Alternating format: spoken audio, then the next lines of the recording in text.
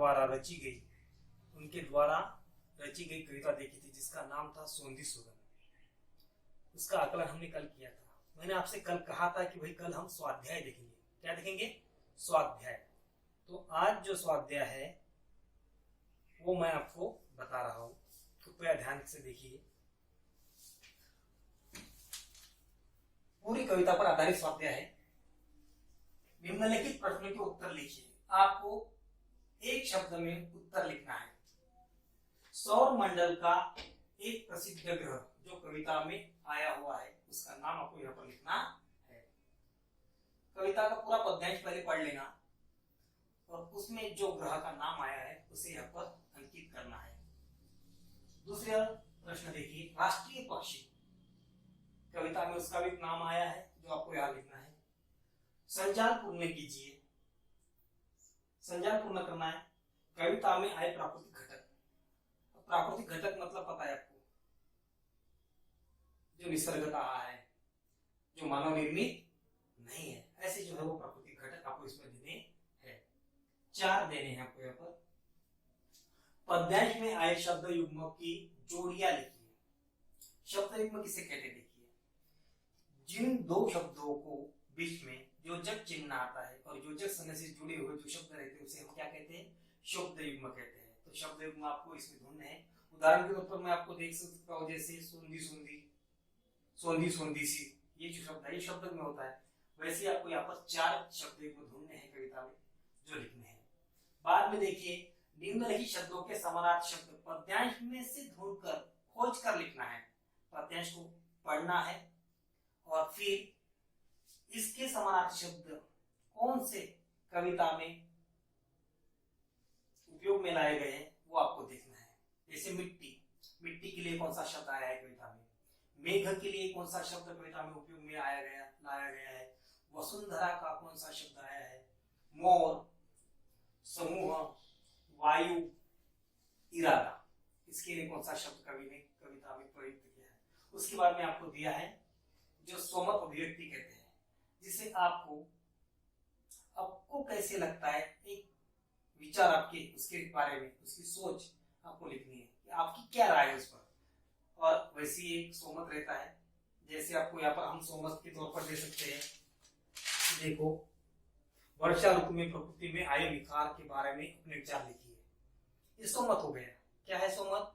वर्षा ऋतु में प्रकृति में आए निखार के बारे में अपने विचार लिखिए। आपको क्या लगता है कि वर्षा ऋतु आने के बाद प्रकृति में किस तरह के बदलाव आते हैं, कितना परिवर्तन प्रकृति में आता है, उसके बारे में आपकी सोच, आपके विचार आपको अंकित करने अपेक्षित रहता है। करीबन 6 या 7 पंक्तियां लिखना।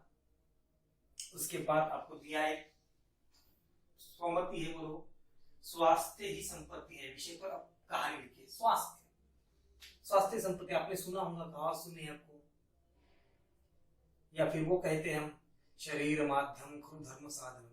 शरीर ऐसा माध्यम होता है कि जिसके द्वारा आप सब कुछ हासिल कर सकते हैं। अगर शरीर नहीं होगा तो मनुष्य कुछ भी प्राप्त नहीं कर सकता है। एक छोटी सी कहानी उस पर मैं आपको बताऊंगा। देखिए, एक राजा था।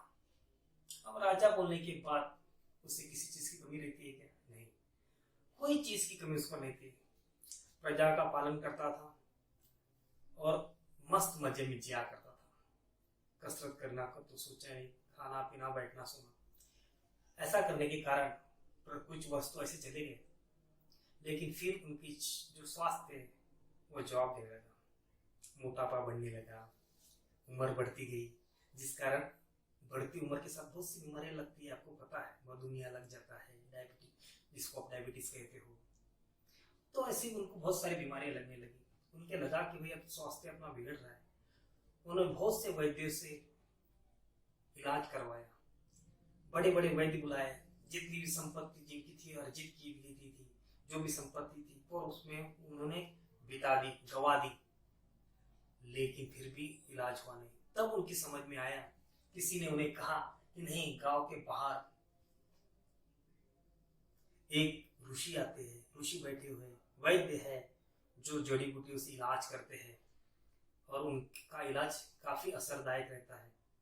तब उन्होंने उसको अपने सिपाहियों से भेजा और सिपाहियों से कहा कि जाओ उन्हें बुला लाइए। तो वैद्य जी ने कहा, क्या कहा कि मैं तो वहां नहीं आ सकता, राजा को खुद यहाँ पर इलाज करवाना होगा तो आना पड़ेगा। राजा ने सोचा अब करता क्या, मरता क्या ना करता कहते हैं ना। राजा ने सोचा चलो जाके आए, लेकिन शर्त एक थी, राजा पालकी में बैठकर नहीं आ सकता था। शर्त क्या थी, पैदल चलकर आना पड़ेगा। अब वैद्य जी के कारण शरीर के लिए चलो भाई जो तकलीफ है, महाराज ने वैद्य जी ने बुलाया है, चले जाएंगे। वो चले गए, पैदल चले गए।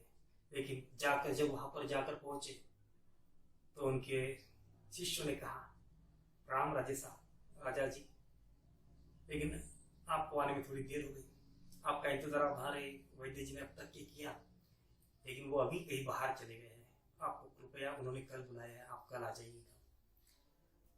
दूसरे दिन राजा गए, वैद्य जी ने उनका इलाज किया। ऐसा क्रम जो दूसरे फिर उन्होंने कहा कि कल और आ जाइए इलाज के लिए। कल फिर से गए, लेकिन कल से वही इंतजार किया, वो बाहर चले गए, वैद्य जी की मुलाकात हुई नहीं। एक दिन छोड़कर उनका इलाज होता रहा। ऐसे करीबन 1-2 हफ्ते चलते रहे।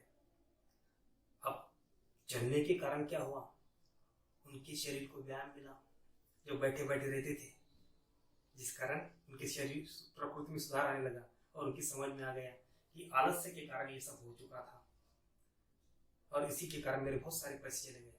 अगर मैं स्वास्थ्य की तरफ ध्यान देता तो मेरे पैसे भी खर्च न होते। और यही है, क्या है, स्वास्थ्य ही संपत्ति है। हमारा शरीर अगर अच्छा रहेगा तो हम हर चीज हासिल कर सकते हैं। शरीर माध्यम खलु धर्म साधनम, शरीर से हम कुछ भी हासिल कर सकते हैं। और हिंदी में भी कहा जाता है, सर सलामत पगड़ी 50। हम कहते हैं ना, अरे शरीर अच्छा होगा तो सब कुछ मिलेगा। अभी कोरोना का चल रहा है, कोरोना की जो महामारी आ चुकी है, लोग उसी के कारण, हमें सरकार भी कह रही है कि घर में बैठे रहो। इसीलिए तो हम दूरचित्रवाणी जो इंटरनेट के माध्यम से आपको मैं पढ़ा रहा हूँ। कारण क्या है इसका, शरीर माध्यम खलु धर्म साधनम। आप वहां बैठकर किसी के संपर्क में न आते हुए शिक्षा ग्रहण कर रहे हैं, और हम यहाँ भी किसी के जनसंपर्क में ज्यादा न आते हुए आपको पढ़ाने की कोशिश करते हैं। तो इसीलिए स्वास्थ्य पर ध्यान दीजिए, और क्योंकि स्वास्थ्य ही संपत्ति है। ये हमारे कल की जो पूरा पाठ है वो यहाँ समाप्त होता है। नेक्स्ट जो है वो हम कल देखेंगे, जिसका नाम है खोया हुआ आदमी। खोया हुआ आदमी जो है वो पाठ हम कल देखेंगे। आज के लिए यही रोकते हैं, कल फिर से मुलाकात होगी। धन्यवाद।